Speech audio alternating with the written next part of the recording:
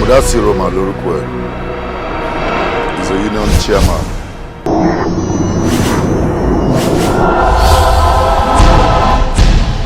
A very rich guy.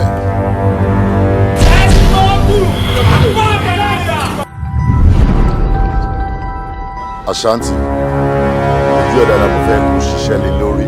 Trust me, I will definitely get back to you. Let's see transaction yẹn tó pẹ̀lú Máyẹ̀ lálẹ́ àná tó jáde kó níbẹ̀ abẹ̀sí ní tẹ́lẹ̀ lórí ìyàwó ní Hamika tó mẹ́ nìyẹn. Ẹ lè wọnú Hamika tó mẹ́ kẹ́pá ni. So how many times tí mi ti wọnú Hamika tó mẹ́ tí mo pààyàn tí mo lè lọ sọ́sẹ́ sí. Ìkànnì o.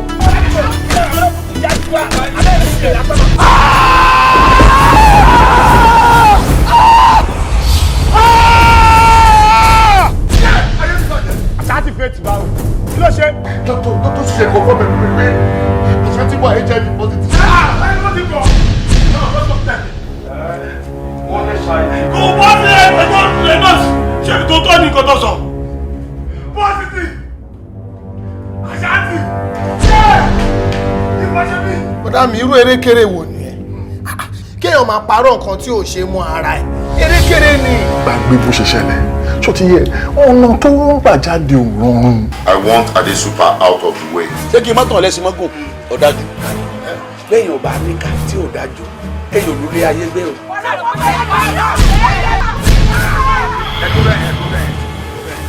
Ṣé rí ẹ̀yin mẹ́tẹ̀ẹ̀ta yìí 1, 2, 3 mi ló mi lé? Ó yá ẹ lọ máa gbé báàfù yẹn lẹ́yọ̀ kọ̀ọ̀kan kí a máa pọn mi sínú dúrọ́ọ̀mù ìkókún. Aladan Ladi.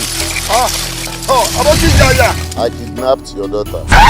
Send back the money I sent to you or what? Or I kill your daughter. Buram buruku baka shegeya. Kill her.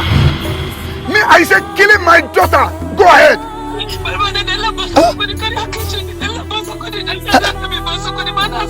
Shoot her. You are next. Alright guys, my name is Peter Asijagbemi. Welcome to Spotlight Empire TV. It's a channel you get informed, you get entertained, you get educated. Bóyá ẹ ti ń rìn káàkiri, ẹ rí yàn fún yín ní information tó péye. Orí channel ilẹ̀ ti máa rí information tó péye. Ibi lẹ ti máa kẹ́kọ̀ọ́ tó máa mú yín láàmìlàaka. Ibi lẹ ti máa kẹ́kọ̀ọ́ tó máa fi òye yé yín nípa àwọn celebrities yín. Ibi lẹ ti máa kẹ́kọ̀ọ́ tó máa fún yín ní òye lórí nǹkan tó ṣẹlẹ̀ ní Nàìjíríà.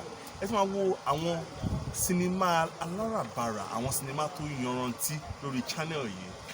It's the best channel ever on YouTube.